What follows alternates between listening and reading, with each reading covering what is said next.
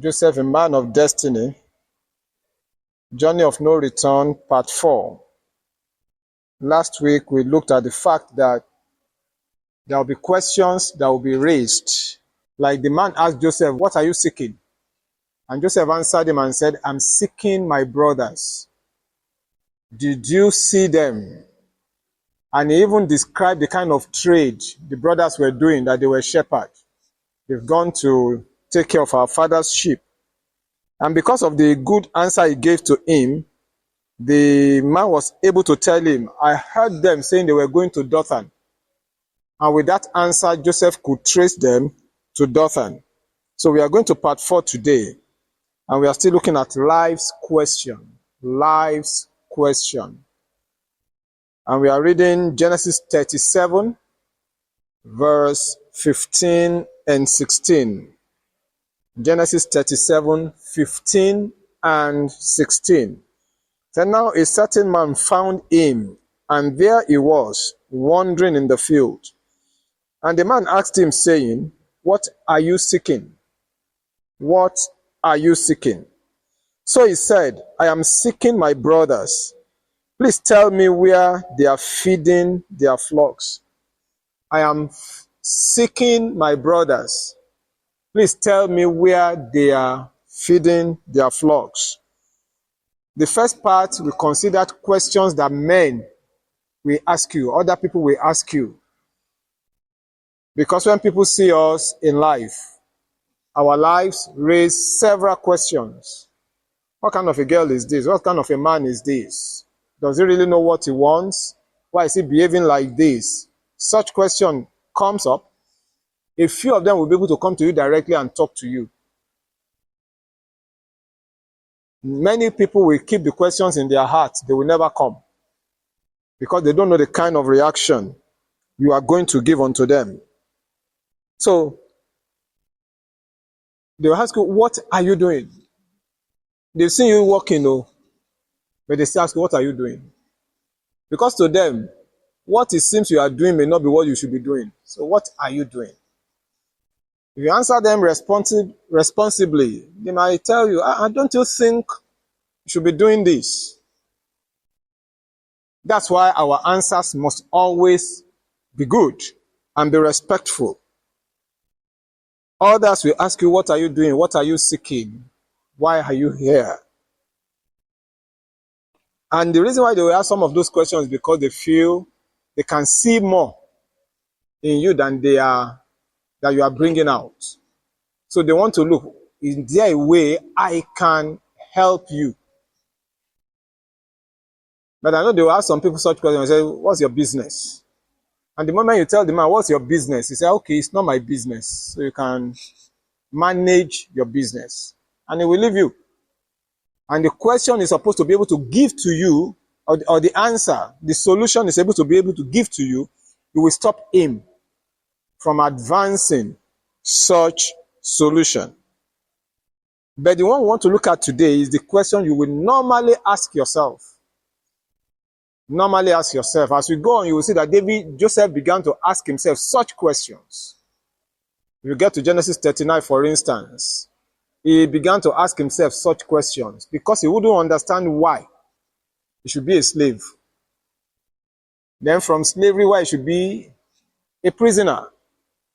So we are looking at the question that you will ask yourself personally. And that's the question of, why am I here? What am I doing here? Why am I here? What am I doing here? Those are questions Joseph eventually asked himself as he grew older. But just to add it to this part of it. And one reason why we ask ourselves such a question is this. If somebody realizes that he's in the wrong place, could you imagine people that want to travel abroad? They are going to Europe. Beautiful. And there are several routes to Europe. Can go from Nigeria, just board a flight, land in Paris, land in London, land in Brussels. That's one short way. And that's the shortest. Or you can board a plane from here. because you don't have money to go on an European airline that is flying straight to London. You bought a Rwandan airline ticket. It will first take you like 5 hours or so to Kigali.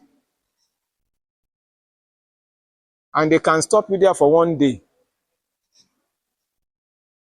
Stopover. And the next day, you fly to London. You still get to London.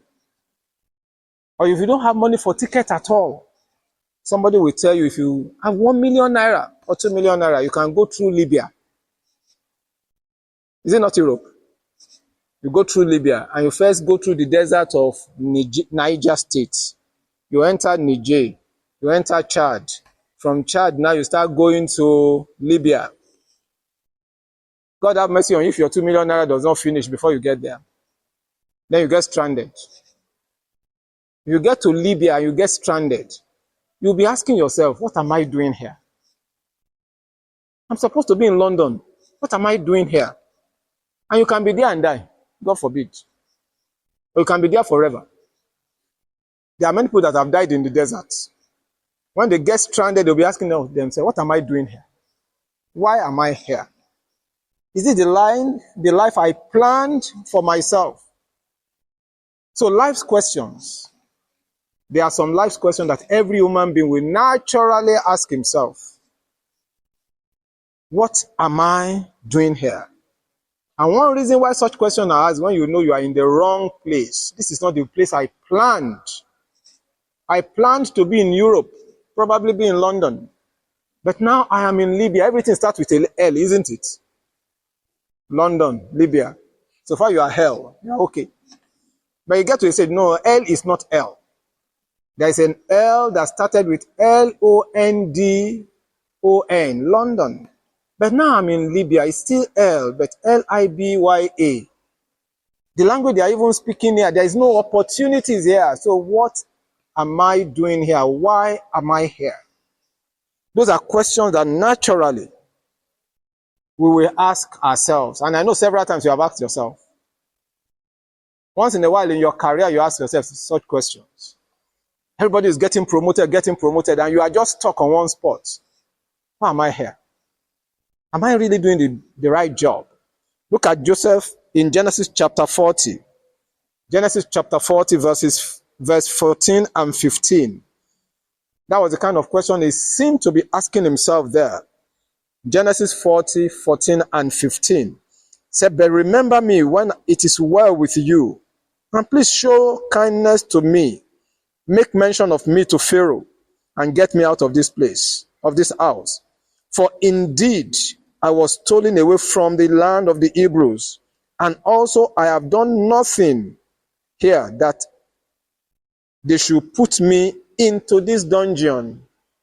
He was saying, why am I in this dungeon? I'm not supposed to be here. I just know. I'm not even supposed to be in Egypt. My plan was not Egypt.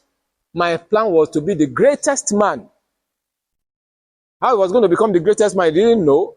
But the two dreams he had was about being great. He had those dreams. His brothers sold him as a slave. So he wasn't supposed to be a slave. So why am I here? He asked that question in the house. Which house was that? Potiphar's house. Why am I a slave here? Even though he was a privileged slave, but he knew he wasn't supposed to be a slave. So there are times it might seem that you are doing well. Everybody around you will look at you and say, this guy is successful. But you might still be asking yourself, why am I here? What am I doing here? Everybody sees you have a car, you have every trappings of success. But in your heart, something is telling you, probably I can do more. So, the question we are looking at today are questions that an average human being will ask himself when he feels he's in the wrong place. Another reason why such questions could be asked is when he knows what he should be doing. He knows what he is created to do, what he should be doing, but he doesn't seem to be doing that. Let's use the example of football. You are supposed to be playing in Serie A or in the Premiership. Then you are playing in the nationwide league. You are still playing football, isn't it? But there is a difference between the Premiership and the nationwide league. Premiership, you earn good money. In the nationwide league, nobody watches it. I don't watch it. If they are just showing all the bottom clubs in Britain, in England, I don't watch. Why? The stars are not playing there. Even though it was from that place they picked some of the stars. But until they became stars, nobody wanted to watch them or wants to watch them. So you are good to play in the Premiership. But you are still playing in England.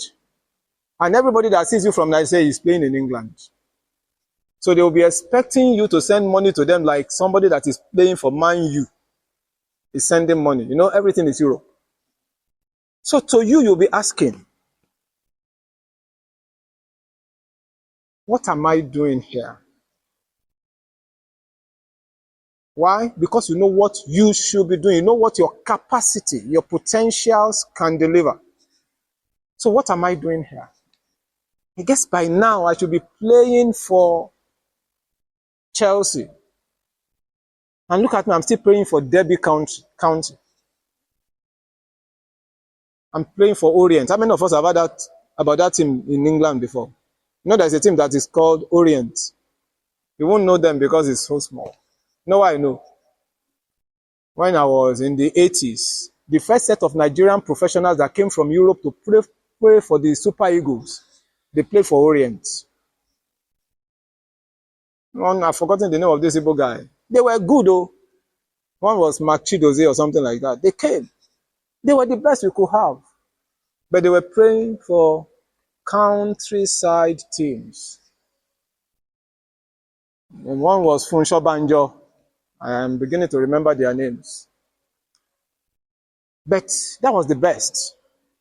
But by the time Nwako Kano and the rest will go there, they play for Arsenal, play for big teams, play for big teams.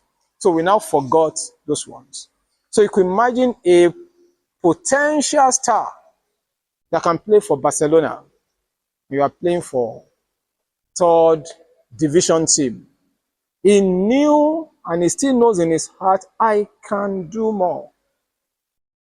So why am I here? Why am I here with all the huge potentials that I have? Why am I playing for this low team? And the same thing can happen in an office, accounting office. You're just pushing files from one place to the other, but you know you can be the best accountant. You can be the chief accountant of that company. So you ask yourself, why am I here? You have all the degrees there, but the people that are above you, they don't have the degree.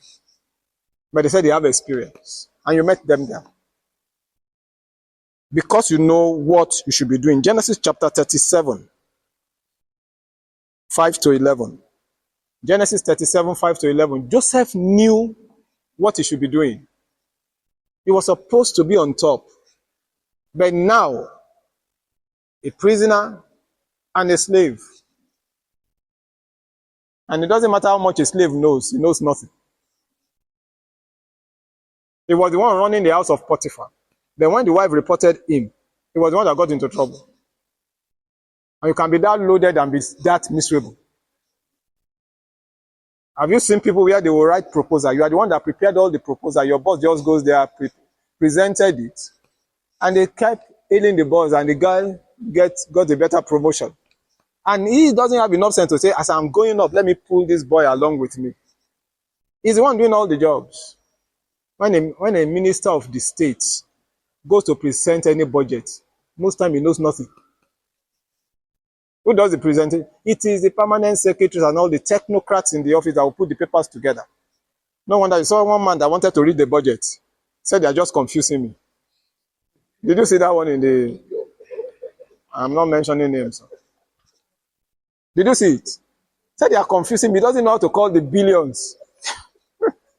He talk. He said, they are just confusing me. Because he knows nothing. No input from him. All he needs to do is just go there, read the thing. And probably he didn't practice. When I watched that thing on television, I felt like slapping the man. I said, "Ah." And you are, God have mercy on Nigeria. Meanwhile, is the Oga Patapata. People that wrote that thing for him say, oh God, what am I doing here? Why am I working for this kind of a man? This one does not even make the effort of our work to even show. He doesn't know how to call the figures. Because he knows what he should be doing. He still remembers the dreams. Why am I here? Why am I the best slave instead of becoming the prime minister? He was still Oga because he was the chief slave. When he got into prison, he was still the boss. They made him this deputy prison superintendent. The Bible says whatever they did in the prison, it was Joseph that did it. Because the man trusted him so much. He knew this guy is intelligent, he's hardworking, he's everything. So he handed over the prison to him. But Joseph will look at himself. What am I doing here? My potentials is more than the prison. My potential is more than being a slave. I can rule a nation. So he will ask himself. I don't know whether you have such questions in your heart. I can do more. Then the third reason, before we go to pray, is because he knows where he should be in the journey of life. We ask such questions because we know where we should be in the journey of life. Oh, you felt in the journey of life, I should really be up there. Maybe you've seen your classmates graduated the same year. Some of them are already managing directors. Some of them are legislators. Some of them are even governors. Then you look at yourself and say, why am I here? And you will remember that you are even more brilliant than that boy. You got a third class, you have a first class. So why am I here? What am I doing here? I don't know whether you guys know. There are some companies, they recruit in batches. And many companies do that. So they treat everybody that came in the same time, the same way. You should be getting promoted almost the same way, the same time. But you discover some people will just shoot out amongst them. And they will become high flyers. So if some people are getting their promotion every 5 years, this guy can do his own so well, can get double. His career will just shoot out. And you see such people say, why am I here? I remember we joined this company the same year with this man. How come I now say yes, sir, to him? You might ask yourself, why am I here? Because you know, you feel in your heart, in the journey of life, I should have been much more than this. So when life's questions come, you need to take time to think. Life's questions should take you back to the drawing board. You know why? If you don't handle it well, you may miss out altogether. Life's questions should take you back to the drawing board. Joseph, in Genesis chapter 40, told the man, I'm not supposed to be here. So he said something that I love. Maybe we'll get to that one later. I said, don't forget to mention me to Pharaoh. One way or the other, he just realized it's about who is there to help. So when life's questions comes up, don't be in a hurry. Think and pray. Think and pray. Seek counsel if you have to. But seek counsel from the right person. Because you could make a mistake. Because life's question will keep you awake overnight. You won't be able to sleep. It could be for days. Because you'll be seeing yourself. I can do this, I can do this. How come I didn't have the opportunities? But sometimes, it's possible the opportunities had come. You didn't take it. Or you didn't use it well. So if it is coming now, God may want to give you a second chance. Why am I here? What am I doing here? Joseph asked himself, when he saw an opportunity that he could tell somebody about his dreams, He mentioned it to that man. And he told him, when you get out here, from here, don't forget to mention me to Pharaoh. So whenever life's questions are coming, take it serious. But don't take yourself too serious. Take the question serious, but don't take yourself too seriously. Because if you take yourself too seriously, you can be so desperate, you will wreck your life. Joseph took the question seriously, but he didn't take himself too seriously. Why? He didn't commit suicide. He told the man, mention me to Pharaoh. About 2-3 years, the man did not remember him. Joseph was still doing his job, living his life. He didn't think of killing himself, didn't think of stealing, using the wrong way to get the answer he wanted. He was just patient. But he knew he was doing the right thing. That's another thing we need to know. When life's question is coming, are you sure you are doing the right thing for the moment? For the moment, are you doing the right thing? Joseph knew he was doing the right thing for the moment. He was developing his skills. He got into Egypt as what? As a dreamer. By the time he was talking to that man, he had become what? An interpreter of dreams. So one way or the other, he was honing his skills. It wasn't the Joseph that came into Egypt. He had gotten better. So by the time his life's question was going to be answered, he was prepared for the challenges ahead. So whenever life's questions are coming, be sure you are not stagnant. That's why you shouldn't take yourself too serious and commit suicide or do the wrong thing. Just keep reading, keep attending seminars, keep doing courses, meet the right people, make sure you are in the right company. Because he was in the right company that day, that was why God solved his life's question. And it was providence or grace that sent those two men to the prison. So whenever life's questions are coming, God will always organize your way if you allow him. I want us to rise on our feet. So I don't know the question you are asking yourself, why am I here? Or what am I doing here?